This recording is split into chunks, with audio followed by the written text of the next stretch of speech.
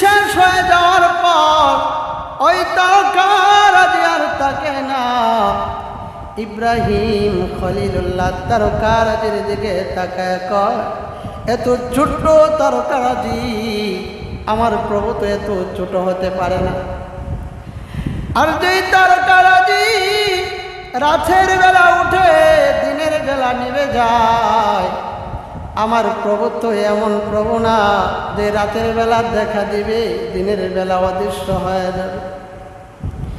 তিনি বলেন না, তারকারাজি আমার প্রভু না।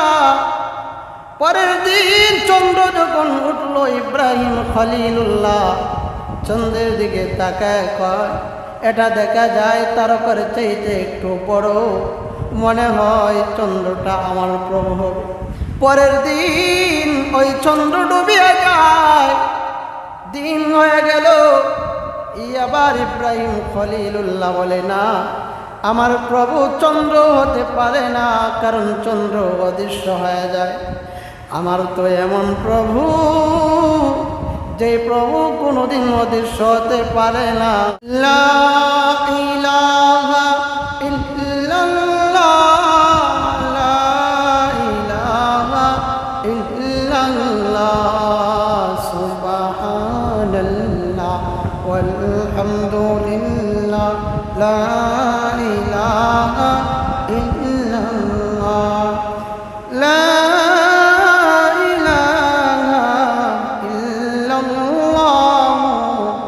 মুহাম্মাদুর রাসূলুল্লাহ সাল্লাল্লাহু আলাইহি ওয়াসাল্লাম বালাগাল উলা বিকামালিহি কাশাফাদ দুজা বিজামালিহি আসরাতু জামিউ খিসালিহি সাল্লাল্লাহু আলাইহি ওয়া আলিহি।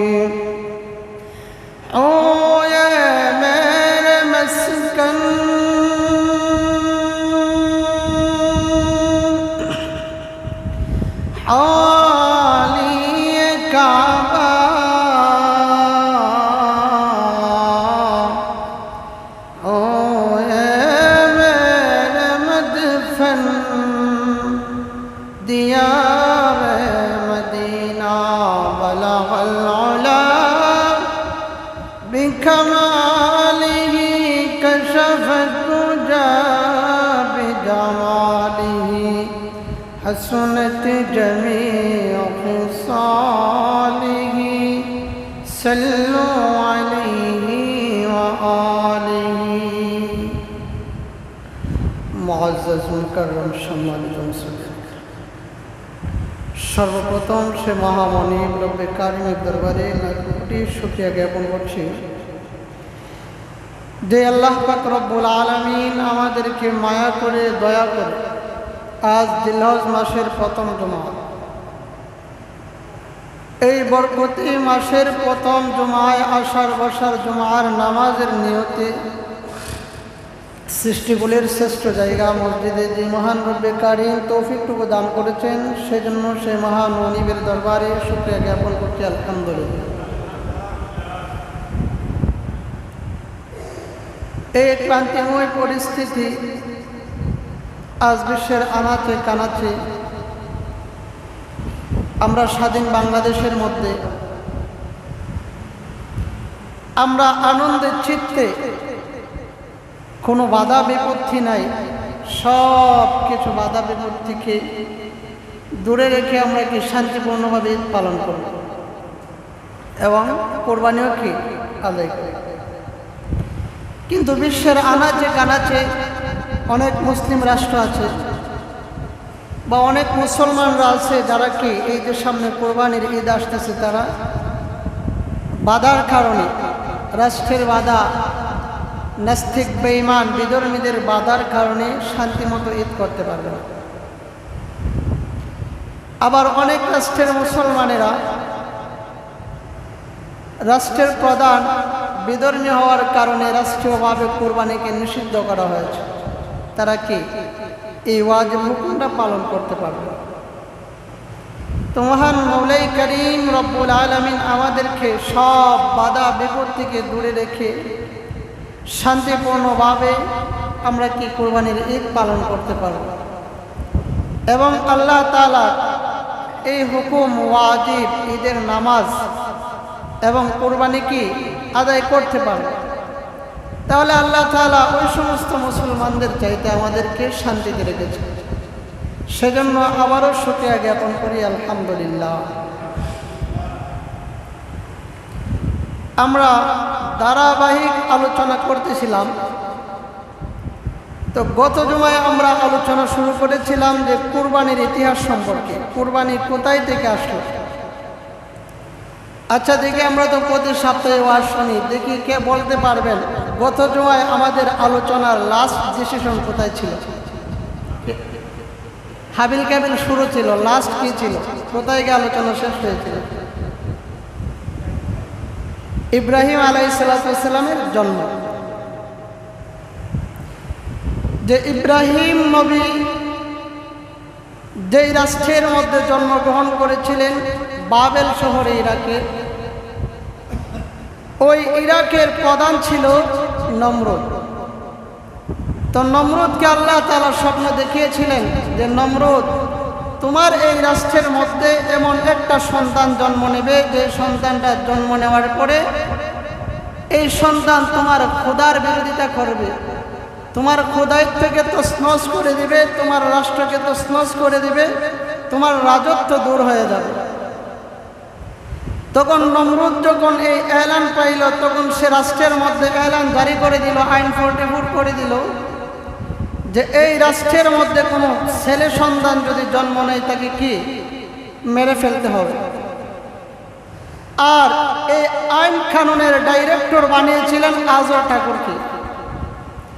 আল্লাহ তাআলা বলেন, তুমি যাকে ডাইরেক্টর বানাইছো, যার দ্বারা হুকুম পালন করাইবা, যার মাধ্যমে তুমি হুকুম জারি করাইবা, ওই আজর ঠাকুরের ঘরে আমি আল্লাহ তাআলা ওই পয়গম্বরকে পাঠাইব, যেই পয়গম্বর দুনিয়াতে আসার পরে তোমার খোদায়িত্ব দূর হয়ে যাবে, তোমার রাজত্ব দূর হয়ে যাবে। আল্লাহ তাআলার পরিকল্পনা আর মানুষের পরিকল্পনা। আজর ঠাকুর আর নমরুদ পরিকল্পনা করলো জন্ম নিয়ন্ত্রণ কোন সন্তান এই দেশের মধ্যে ছেলে সন্তান জন্ম নিতে দিবে না। আর আল্লাহ পরিকল্পনা করে রাখছেন, তুমি যাকে ডাইরেক্টর বানাইছো, যার মাধ্যমে হুকুম কি করবা, জারি করবা, তার গর্বেই, তার স্ত্রীর গর্বেই আমি আল্লাহ তাআলা ইব্রাহিম খলিলুল্লাহকে পাঠালাম। আল্লাহ তাআলা ইব্রাহিম খলিলুল্লাহকে কার গর্বে? আজর ঠাকুরের বিবির গর্বে কি দিলেন। ইব্রাহিম নবী দুনিয়ার জগতে আসলেন, আসার পরে উনি একটু বুঝমান, যখন কথা বলতে পারেন তখন উনি ওনার মাকে জিজ্ঞেস করেন, মা আমাদের খোদাকে। কে কাকে জিজ্ঞেস করেন? ইব্রাহিম আলাইহিস সালাম ওনার মাকে জিজ্ঞেস করেন যে আমাদের কি খোদাকে। তো ওনার মা বলে, আমাদের খোদা হলো নমরুদ। যে আমাদের খোদা নমরুদ, তাইলে নমরুদের খোদাকে? আমাদের খোদা যদি নমরুদ হয় তাইলে নমরুদের খোদাকে? তখন মা ইব্রাহিম আলাইহিস সালামকে একটা গাল বরাবর থাপ্পড় দেয়, গাই তুই বেশি বুঝস। কি কয়? তুই বেশি বুঝস। আর মা মনে মনে টার পাইয়া গেছে যে ওই যে নমরুদ আইন জারি করে দিছে, এমন একজন সন্তান জন্ম নেবে, সেই সন্তানই তো আমার গর্ভে আসছে। তখন মা বলতেছে, বাবা তুমি যা বলছো, আমার সাথে কথোপকথন করছো, এই খবর যেন বাহিরের মানুষে না জানে। ইব্রাহিম আলাইহিস সালাম উনি গেলেন কেনান শহরের পাহাড়ে। তো ওই জায়গার মধ্যে দুই শ্রেণীর মানুষ।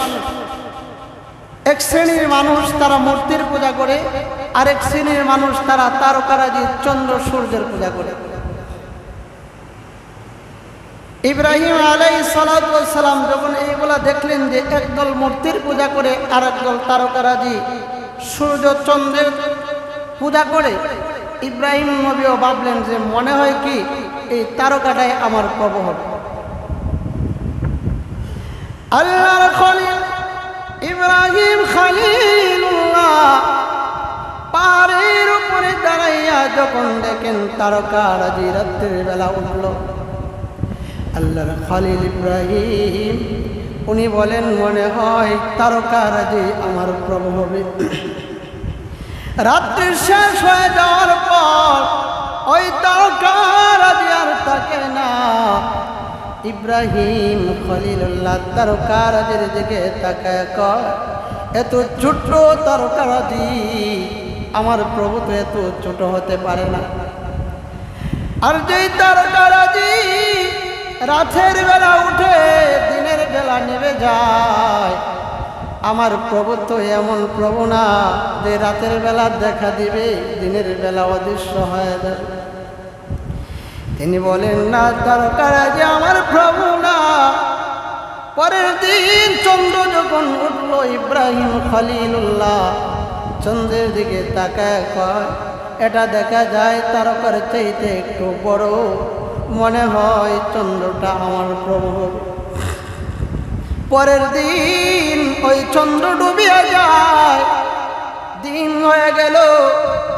আবার ইব্রাহিম খলিলুল্লাহ বলে না আমার প্রভু চন্দ্র হতে পারে না, কারণ চন্দ্র অদৃশ্য হয়ে যায়। আমার তো এমন প্রভু যে প্রভু কোনোদিন অদৃশ্য হতে পারে না। পরের দিন সূর্য দেখিয়া আল্লাহর খলিল ইব্রাহিম খলিলুল্লাহ ডাক দেয়া কই তারকা আমার প্রভু হতে পারে না, কারণ তারকা ছোট নিভে যায়, চন্দ্র নিভে যায়, চন্দ্র আমার প্রভু না। চন্দ্রের চাইতে বড় দেখা যায়, এই সূর্যটা মনে হয় আমার প্রভু হবে। কিন্তু না, দেখা যায় দিন শেষে সূর্য ডুবিয়া যায়। আল্লাহর খলিল ইব্রাহিম খলিলুল্লাহ কয় না এই সূর্য আমার প্রভু না। আমার প্রভুকে যেগুলাকে এই তারকা চন্দ্র সূর্যকে যে মহান আল্লাহ সৃষ্টি করেছে, ওই মহান আল্লাহ হলো আমার প্রভু। ইব্রাহিম খলিল এবার আল্লাহর কাছে ডাকতে কয়, মালিক আমি আবার আমার কাজ কি? আমি প্রভুর পরিচয় তো পাইলাম, চন্দ্রের দিকে তাকাইলাম, চন্দ্র ডুবে যায়, সূর্য ডুবে যায়, তারকারাজি ডুবে যায়, আমার আসল প্রভু তুমি আমি বুঝতে পেরেছি। এইগুলার সৃষ্টিকারী তুমি, ও আল্লাহ আবার আমার কাজ কি? আল্লাহ বলেন ইব্রাহিম খলিল এবার তুমি মানুষের দ্বারে দ্বারে গিয়া দিনের দাওয়াত দেয়। হযরত ইব্রাহিম খলিলুল্লাহ এবার দিনের দাওয়াত নিয়ে আসলেন গোত্রের কাছে। ও আমার গোত্রের লোকেরা, তোমরা যে চন্দ্রের পূজা করো, সূর্যের পূজা করো, তারকারাজির পূজা করো রে, এইগুলা কিন্তু তোমাদের আসল প্রভু না। আসল প্রভুকে এইগুলার সৃষ্টিকর্তা যে। কারণ আল্লাহ তাআলা যাকে নূরের আলো দিতে চান, তার দ্বারা কোনোদিন মূর্তি পূজা করাইবে না।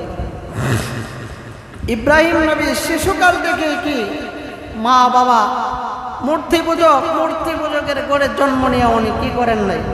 মূর্তি পূজা করেন নাই। কারণ আল্লাহ তাআলা যাকে নূরের আলো দিতে চান, তার দ্বারা কি তাকে মূর্তি পূজা থেকে হেফাজতে রাখেন। ইব্রাহিম খলিলুল্লাহকে মূর্তি পূজায় লাগানোর জন্য নমরুদ দেশের মধ্যে আইন করলো, 44 জারি করে দিল যে এই দেশের মধ্যে আমরা একটা অনুষ্ঠান করব, এই অনুষ্ঠানের মধ্যে রাষ্ট্রের সবাই এই পূজার মধ্যে লিপ্ত হবে, কেউ যেন বাকি না থাকতে পারে, কেউ যেন কি থাকতে না পারে, বাকি না থাকতে পারে। তাদের টার্গেট হলো যে ইব্রাহিম যেহেতু মূর্তি পূজা করে না, যদি রাষ্ট্রীয় আইন করে দেয় যে কেউ থাকতে পারবে না, সবাই অংশগ্রহণ করতে হবে, তাহলে তো ইব্রাহিমও কি এই মূর্তি পূজায় অংশ নিতে হবে। কিন্তু কথা মনে রাখবেন, মূর্তি পূজকের ঘরে জন্ম নিলে মূর্তি পূজক হয় না। আবার বালর ঘরে জন্ম নিয়ে যে ভালো হবে তাও কিনা গ্যারান্টি নেই। দেখেন না বাংলাদেশে বড় বড় আলেমদের ঘরে জন্ম নিয়ে আজকে কি নাস্তিকদের দালালি করতেছে।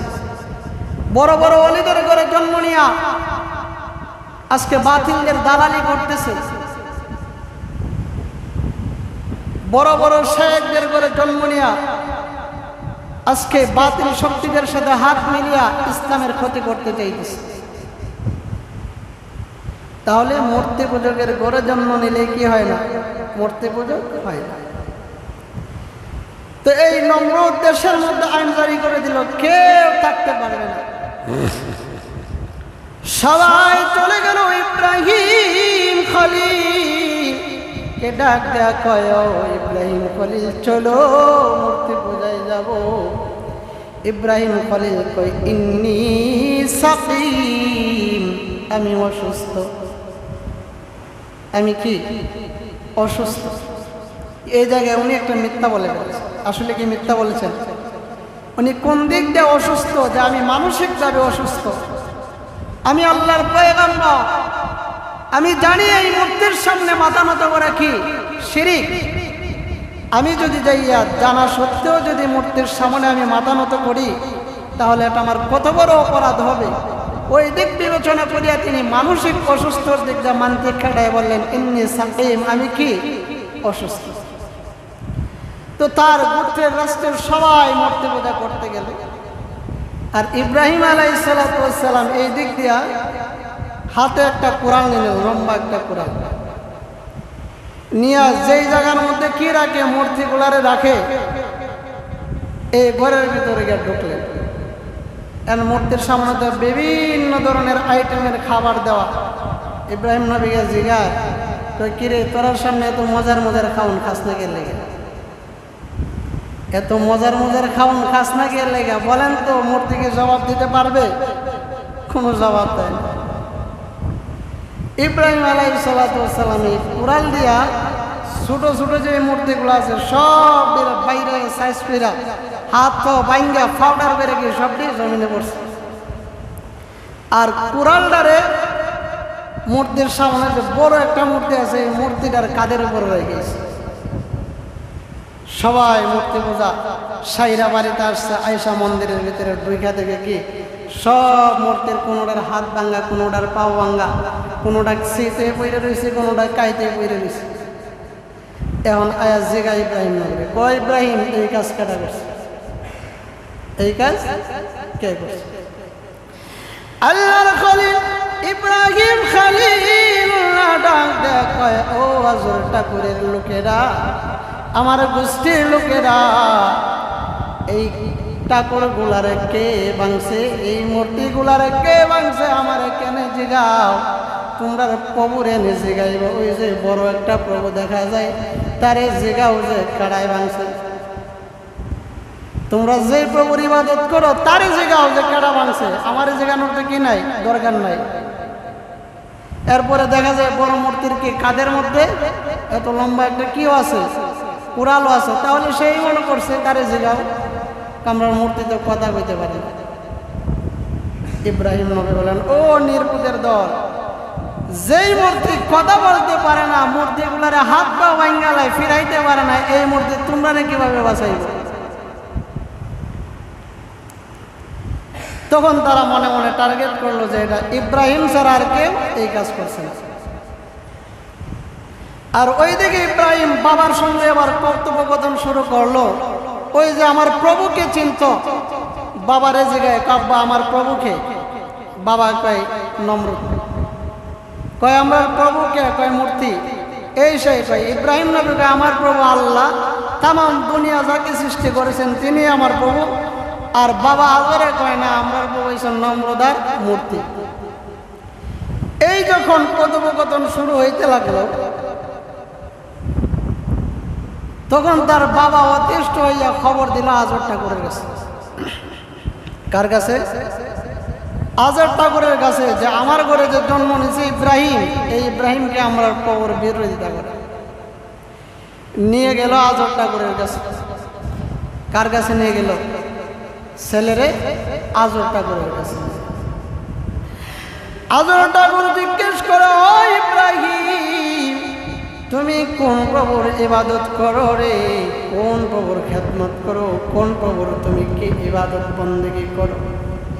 আল্লাহর খলিল ইব্রাহিম খলিল ডাক দেখায়, আমি এমন প্রভুর ইবাদত করি রে, যেই প্রভু মরণ এবং জীবনের মালিক, যিনি হায়াত এবং মৌতের মালিক, আমি এমন প্রভুর ইবাদত করি।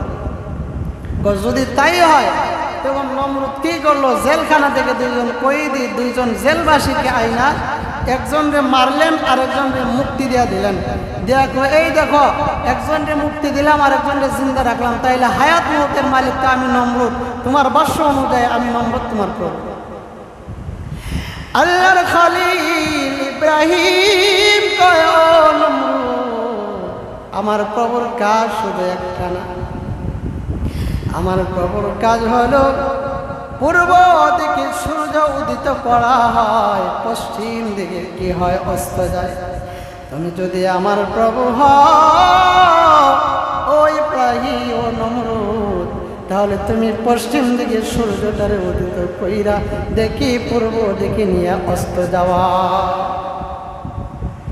এখন দেখে নমরুদকে আটকে গেছে। এবার নমরুদ বুঝে গেছে যে ওই যে আমাকে স্বপ্নে দেখানো হয়েছিল আমার রাজত্বকে তছনছ করবে, আমার খোদাইত্বকে দূর করে দেবে, সেই তো ইব্রাহিম। এবার তারা সিদ্ধান্ত নিল আল্লাহর খলিল ইব্রাহিমকে আগুনে ফেলে দেবে। ওই ইব্রাহিমের প্রথম পরীক্ষা শুরু হয়, কোথায় ফেলাবেন? আগুনে ফেলাবেন। রাষ্ট্রের মধ্যে ঘোষণা করলো, লাকড়ি টাকড়ি সব কিছু জমাইতে করা হলো, ইব্রাহিম খলিলকে আগুনে নিক্ষেপ করা হয়। বাবেল শহরে এত পরিমাণ উত্তপ্ত আগুন আর কোনোদিন হয় নাই, যে পরিমাণ উত্তপ্ত করা হয়েছিল ইব্রাহিমকে পোড়ানোর জন্য। 30 হাত দৈর্ঘ্য 10 হাত প্রস্থ করে একটা জায়গার মধ্যে 2 মাস পর্যন্ত আগুন জ্বালাইল। এই আগুনটার উত্তপ্ত করা হইল আল্লাহর খলিল ইব্রাহিমকে ফালানো। তো যেই গাছের মধ্য দিয়ে ইব্রাহিম খলিলুল্লাহকে কোথায় ফালাবেন, আগুনের মধ্যে ফালাবেন, ওই গাছের মধ্যে ইব্রাহিম খলিলকে লটকানো হলো। কিন্তু গাছ তো আর কোনোদিন ঘুরে না, গাছে গৈরাতে থাকে অগ্নিকুণ্ডের মধ্যে ফালাবে, গাছ আর ঘুরে না। শয়তান আইসা সদ্য এসে নমরুদকে যুক্তি দেয়, কই নমরুদ গাছ এমনিতে করবে না। কিভাবে করবে? যদি গাছকে যদি ঘুরাইতে হয় এই জায়গায় জিনার আসর করতে হইব। কিসের আসর? জিনার আসর করতে হইব। আর ইব্রাহিম খলিলকে উলঙ্গ কইরা এই অগ্নিকুণ্ডে ফালাইতে হবে, এছাড়া কি গাছ করবে না। সিদ্ধান্ত নিল ইব্রাহিম খলিলকে উলঙ্গ কইরা এই অগ্নিকুণ্ডে ফালাবে। আল্লাহ তাআলা কি সব কিছু দেখতেছেন কিনা? কি বলে? সব কিছু আল্লাহ দেখতেছে। তো কে ফালাবে?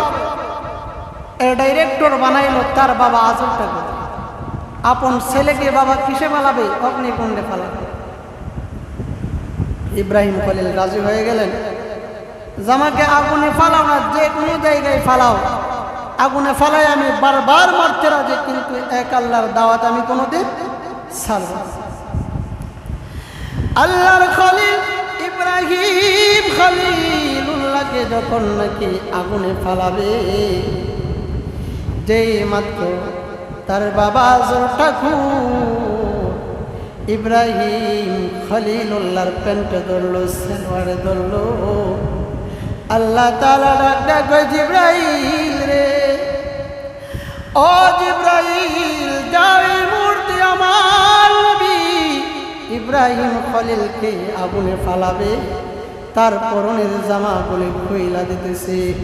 জিব্রাইল জান্নাতি পোশাক নিয়ে যাও, দয়া আমার ইব্রাহিম খলিলুল্লাহর গায়ে পরায়া দাও।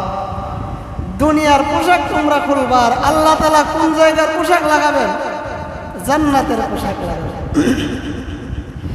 ইব্রাহিম খলিলুল্লাহকে জান্নাতের পোশাক নিয়া এমন গতিতে জিব্রাইল আসলেন।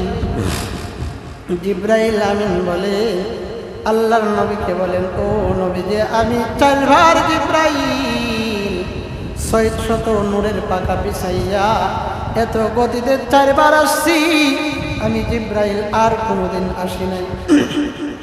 নবী বলেন, জিব্রাইল কোন 4 বার তুমি দুনিয়ার মধ্যে 600 নূরের পাকা বিছায় আসছো?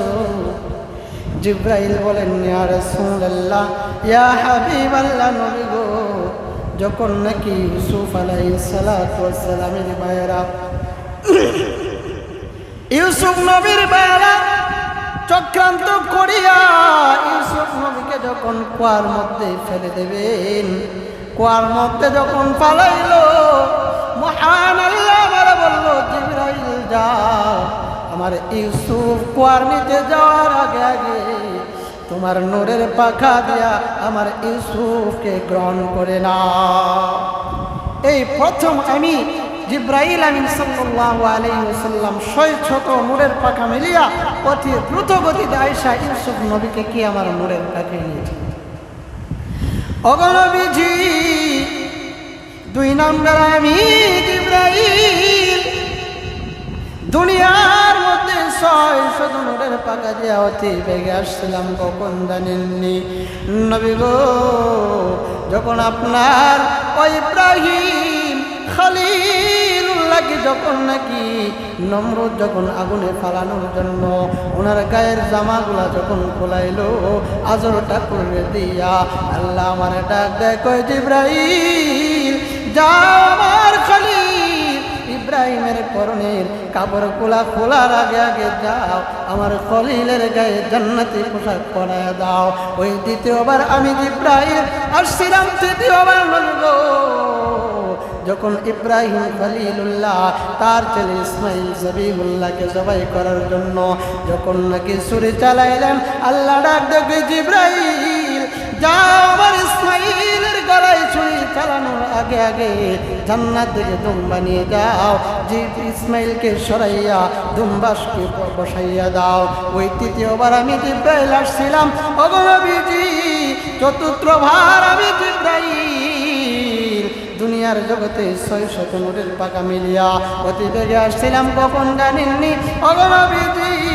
তাইফের ময়দানে যখন বেঈমান কাফেররা আপনি নবীকে আক্রান্ত করলো, তীরের মতন যখন নাকি বৃষ্টির মতন পাথর আসতে লাগলো, নবী গো আপনার ঘাম মুবারক থেকে যখন রক্তের ফোঁটাগুলো জমিনে পড়তেছিল, আল্লাহ আমারে পাঠাইলেন, জিব্রাইল রে যাও, আমার বন্ধু বিশ্ব নবীর গায়ে থেকে 1 ফোঁটা পানি 1 ফোঁটা রক্ত জমিনে পড়ার আগে আগে যাও, আমার নবীকে যাইয়া হেফাজত করো। এই 4 বার জিব্রাইল আমিন সাল্লাল্লাহু আলাইহি ওয়াসাল্লাম 600 নূরের পাখা মিলিয়া দুনিয়ার জগতে আসছে। এর মধ্যে একবার যখন কি ইব্রাহিম নবীকে ফালানো, তারা আগুনের মধ্যে ফালাইলো, আল্লাহ তাআলা আগুন এবার কি করলেন, হুকুম করে দিলেন, কুলনা ইয়া নারু কুনি বারদাও ওয়া সালামান আলা ইব্রাহিম। আল্লাহ ডাকতে কই, আগুন আমার ইব্রাহিম, আমি আল্লাহকে পাওয়ার জন্য আগুনে যাইতে রাজি রে। ও আগুন, তুমি আমার ইব্রাহিমের জন্য শান্তিদায়ক হয়ে যাও, ঠান্ডা হয়ে যাও, কিন্তু এমন পরিমাণে ঠান্ডা হয় না যেই পরিমাণে ঠান্ডা হইলে আমার ইব্রাহিম সহ্য করতে পারে না, এমন পরিমাণে ঠান্ডা হও যেই পরিমাণের ঠান্ডা হইলে আমার খলিল ইব্রাহিম সহ্য করতে পারে। ওই মুহূর্তে জিব্রাইল আয়েশা সাথে আল্লাহর খলিল ইব্রাহিম খলিলুল্লাহ, আপনি যদি বলেন তাহলে আমি জিব্রাইল ওই আগুনকে সাগরে নিয়ে ফেলাইয়া তুমি ইব্রাহিম খলিলকে আমি ঠান্ডা হয়ে শান্তি দেব।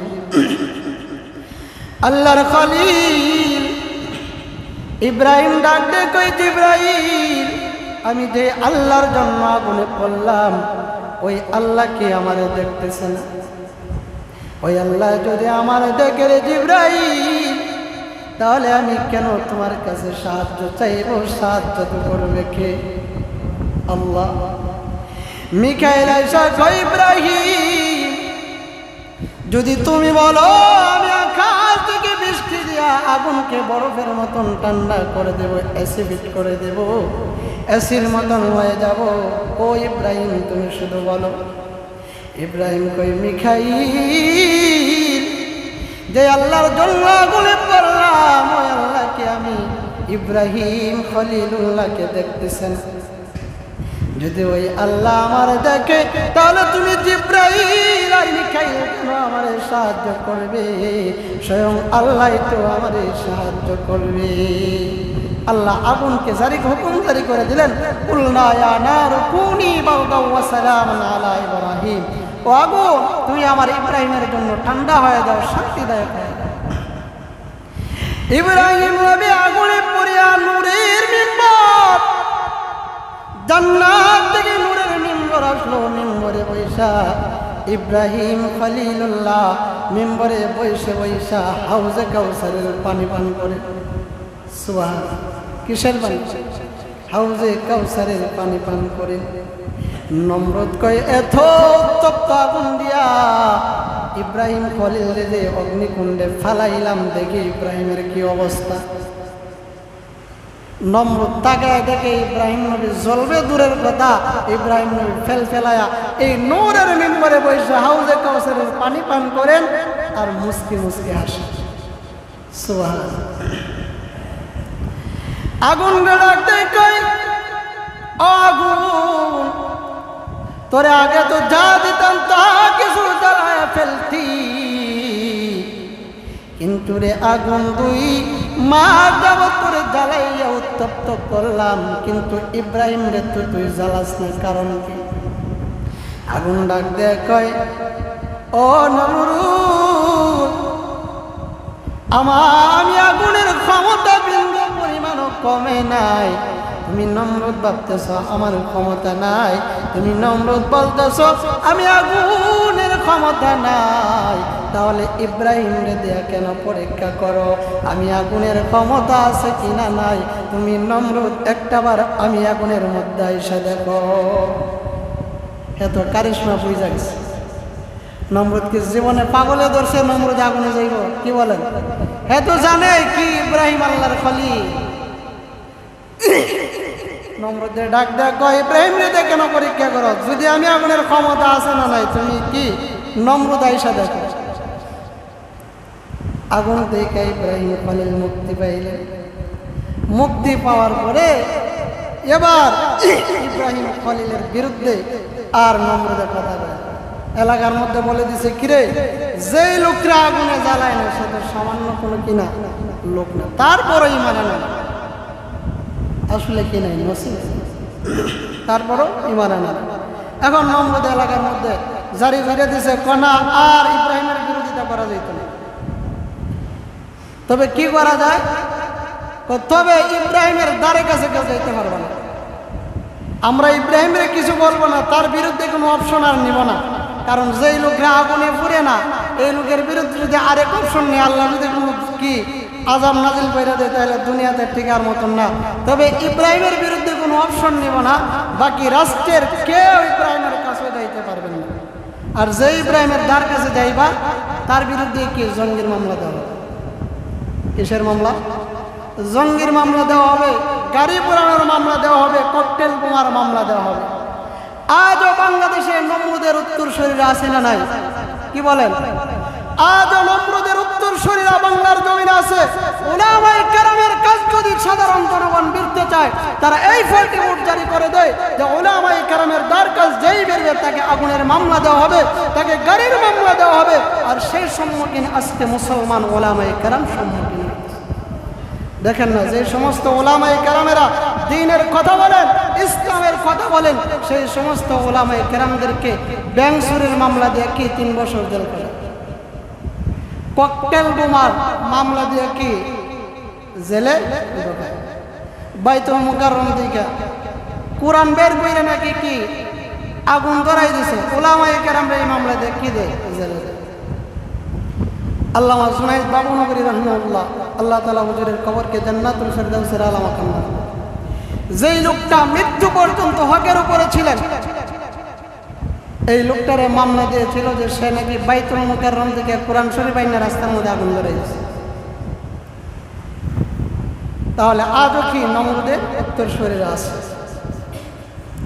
তাহলে যাহা কিছুই বলেন, নমরুদ যেভাবে পতন হয়েছে, সেই পতন কি এই মুসলমানদের বিরুদ্ধে, উলামায়ে কেরামের বিরুদ্ধে যারা করবে, সেই নমরুদের মতন আল্লাহ তাআলা তাদেরকে পতন করা হবে।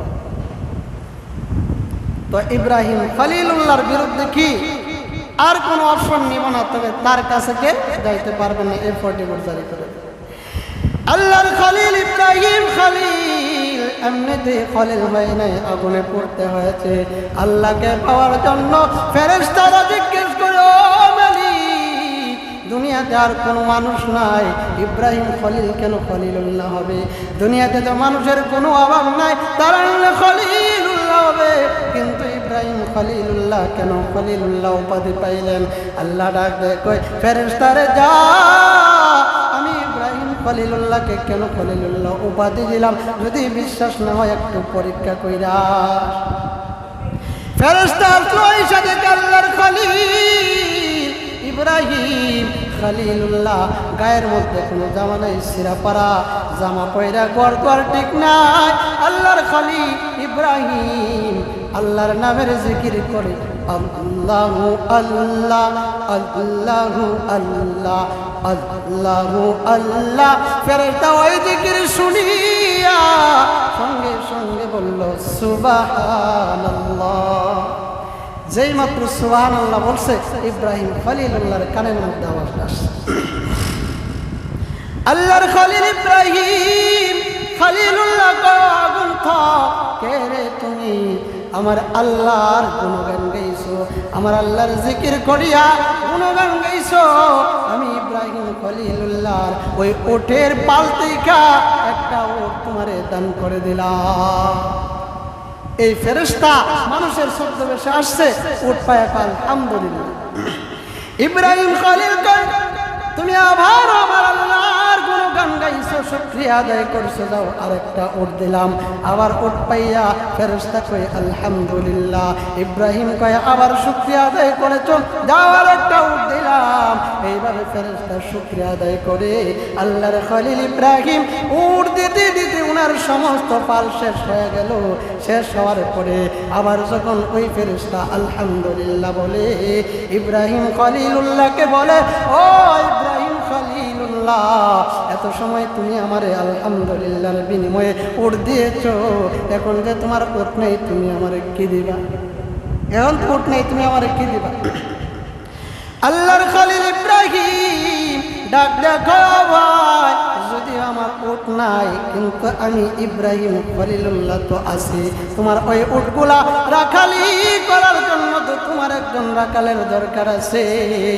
আমি ইব্রাহিম খলিলুল্লাহ যতদিন বাঁচবো, এই আল্লাহর নামের শুকরিয়ার প্রতিদান দিতে দিয়া আমি ইব্রাহিম খলিলুল্লাহ তোমার উটের রাখালি করব। আগুন ধক ডাক দেখো, ইব্রাহিম না, আমি দুনিয়ার কোনো মানুষ না, আমি আল্লাহর তৈরি ফেরেশতা। তুমি ইব্রাহিমকে পরীক্ষা করার জন্য আসছি রে, নেও তোমার সমস্ত উট নিয়ে যাও। আর আমার বিশ্বাস হয়ে গেল, আল্লাহ তাআলা তোমাকে এমনিতেই ইব্রাহিম খলিলুল্লাহ উপাধি দেয় নাই। তাহলে ইব্রাহিম খলিলুল্লাহ এমনি এমনি কি হয় নাই, খলিলুল্লাহ। তো যখন ওনাকে আগুনে পুরাইল, আগুনে পুরানোর পরে আল্লাহ তাআলা এবার ইব্রাহিম খলিলকে বলতেছেন, ও ইব্রাহিম খলিল, এবার আর তুমি ইরাকে থাকবা না, এবার তুমি ইরাক থেকে কি সফর কইরা কোথায় চলে যাও? সিরিয়ায় চলে যাও। এবার ইব্রাহিম খলিলুল্লাহ এই ইরাক শহর থেকে সিরিয়ার দিকে কি রওনা হয়ে গেলেন। আজকে যদি 3 মিনিট সময় বেশি আপনাদের সমস্যা হবে? 3 মিনিট। ইব্রাহিম খলিল ইরাক থেকে সফর করে কোথায় যাইতেছেন? সিরিয়ায়। এবার সিরিয়া যাবেন, যাওয়ার পথে ইব্রাহিম খলিল একা একা বিবাহ করেন না। এখন যাওয়ার পথে দেখেন যে এক রাজ্যের মধ্যে বিবাহের একটা অনুষ্ঠান দেখা যায়। ইব্রাহিম খলিলুল্লাহ দেখে কি ভাইয়েরা এই জায়গায় কিসের অনুষ্ঠান কর? বিবাহের অনুষ্ঠান। তো এত বরযাত্রী দেখা যায়, সবাই ফেটিং ফাটিং, একবারে সবাই জামাই, এক একজন রাষ্ট্রপতির ছেলে, মন্ত্রীর ছেলে, এই রাষ্ট্রের মধ্যে ঘোষণা করা হয়েছে যে রাষ্ট্রের প্রধানের মেয়েকে বিবাহ দেওয়া হবে। আর রাষ্ট্রের প্রধানের মেয়ে যে জামাইরে পছন্দ করে, এই জামাইয়ের কাছে কি রাষ্ট্রের প্রধানের মেয়ে ওই যে সারা ইব্রাহিমের বিবাহ হবে। ইব্রাহিম খলিল চিন্তা করে যে এত বড় একটা চান্স দেয় আল্লাহর জায়গায়, আল্লাহ এই জায়গায় তো জামাইরা প্রার্থী হিসেবে আছে, যে মহিলা এই রাষ্ট্রের প্রধানের মেয়ে যাকে পছন্দ করবে তার কাছেই বিবাহ করবে। আল্লাহ আমার কি অনুমতি আছে না এই লাইনে গিয়ে আমি একটু দাঁড়াই? আল্লাহ কই অনুমতি লাগবে না, তোমার দাঁড় করানোর লাগে আমি রাস্তা দিয়ে আনছি। ইব্রাহিম খলিলকে রাস্তার মধ্যে কি ওনার ওই ক্যাম্পের মাঝে দাঁড়াইল। মোল্লা বেটা তো ফাঁকদি আর পাঞ্জাবি রাস্তা দিয়ে হাইটা গেছে, দুল বালু মাখা। আর তারা সবাই মন্ত্রীর ছেলে, কেউ ম্যাজিস্ট্রেটের ছেলে, কেউ এমপি সাহেবের ছেলে, টাই টুই পরা, এরপরে চুলের কাটিং কুটিংয়ের কোনো অভাব নাই। আর মোল্লা বেটাকে দাঁড়াইছে, দেখতে একটু কেমন লাগে। আর মোল্লার এমনি মানুষ কি একটু হিংসা করে, কি কর মোল্লারা কি করে, হিংসা। এখন যখন ইব্রাহিম নবী দাঁড়াইছেন সবাই খালি টিটকারি মস্কারি দেয়, আমরা এত টাইটু পরে আছি, এমপি সাহেবের ছেলে, মন্ত্রী সাহেবের ছেলে, আর মোল্লা বেড়া দেখো পাকড়ি পাকড়ি পয়রা দুল বালু গায়ের মধ্যে লাগাইলি বেড়াই আমরা সাথে খার হয়েছে, খারবারটা দেখো এরা কি দেয়, টিটকারি মস্কারি দেয়। আর আল্লাহ তাআলা দুই দিক দিয়ে কি সব কিছু ঠিক করে রেখেছে। আর একজনকে বেশি টিটকারি দিস না, তোর জামা জামা সুন্দর হইতে পারে, তোর নাক একটা যাবা, কিন্তু তার চেহারার দিকে তাকায় দেখ যে সে লুকটা কত সুন্দর। কারণ এক একজন নবী, এক একজন নবী তার যুগের সবচাইতে সুন্দর ছিল। তখন ওই রাষ্ট্রের প্রধানের মেয়ে এবার জামাই চয়েস করবে কার গলায়, যার গলায় মালা পরাবে সেই কি রাষ্ট্রের প্রধানের মেয়ে সারার স্বামী হবে। দেখা যায় যাইতে যাইতে লাইন সারা বিবে আটতেছে, দেখা যায় কারো গলায় কি দেয় না, মালা দেয় না। সবার মনে গেলে কুটকুটি কিরে মোল্লা বেটার ভাই কিনে বেড়ে যায়। লাশ পড়ছে দেখা যায় সারা হযরত ইব্রাহিম খলিলুল্লাহর গলার মধ্যে মালা পরায় দেয়। বিবাহ হয়ে গেল কি রাষ্ট্রের প্রধানের মেয়ের সাথে সারা আলাইহিস সালাতু ওয়াস সালামের। ওই সারা বিবিকে নিয়ে এবার সিরিয়ার দিকে আবার রওনা হয়ে গেলেন। যাইতে যাইতে যাইতে আরেক রাষ্ট্রের মধ্যে আরেক রাষ্ট্রের প্রধান, সে সারা বিবি ছিল। বিশ্বের 4 জন মহিলা সুন্দরী ছিলেন, এর মধ্যে একজন ছিলেন সারা বিবি।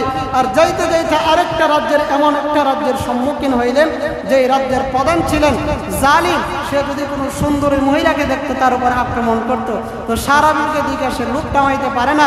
ইব্রাহিম খলিলুল্লাহর বিবির দিকে যখন হাত বাড়াইল তখন হাত সঙ্গে সঙ্গে ব্যবস্থা হয়ে গেল, হাত আর লড়ে না।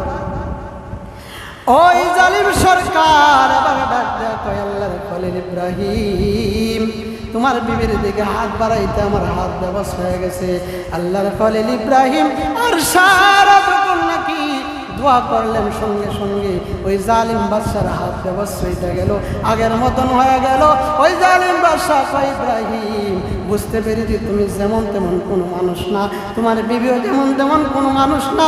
দুনো স্বামীর ফিরের দর বরকতে আমার হাত ভালো হয়ে গেছে। তবে ইব্রাহিম খলিল তোমার কাছে একটা দরখাস্ত দিতে চাই। আমার ঘরে একটা মেয়ে আছে, ওই মেয়েটারে তোমার খাদেমা হিসেবে দিতে চাই। বিয়ার তাল লেগে গেছে, এতদিন বউ নাই, একজন এখন রাস্তা দিয়ে সফর করে বউ কয়জন, দুইজনেও কি রাষ্ট্রের প্রধানের মেয়ে। ইব্রাহিম খলিল কয় এত বাকভঙ্গিমা দেওয়ার দরকার নেই, খাদেম হিসেবে দেওয়ার দরকার নেই, বিয়া দিবানি কর। আমার মেয়ের নাম হচ্ছে হাজেরা আলাইহিস সালাম। ওই রাষ্ট্রের প্রধানের মেয়ে হাজেরার সঙ্গে ইব্রাহিম নবীর কি হয়ে গেল, রাস্তার মধ্যে বিবাহ হয়ে গেল। এবার সারা আর হাজেরাকে নিয়ে সফর করিয়া কোথায় চলে গেলেন, সিরিয়ায় চলে গেলেন। এরপর দিকে শুরু হবে ওই সিরিয়ার জমিন থেকে ইসমাইল নবী কিভাবে আসলো, কুরবানি কিভাবে হলো। যেহেতু আমাদের সামনে কি আছে, ঈদ আছে, ঈদুল আজহার দিন বাকি আলোচনা ইনশাআল্লাহ আমরা কি করব, শেষ করব। আল্লাহ তাআলা এই পর্যন্ত ইসমাইল আর ইব্রাহিম নবীর জীবনী দেখা আমরা যেগুলো শুনলাম, যেগুলো আমল করার মতন, আল্লাহ তাআলা আমাদের সবাইকে আমল করার তৌফিক দান করুন।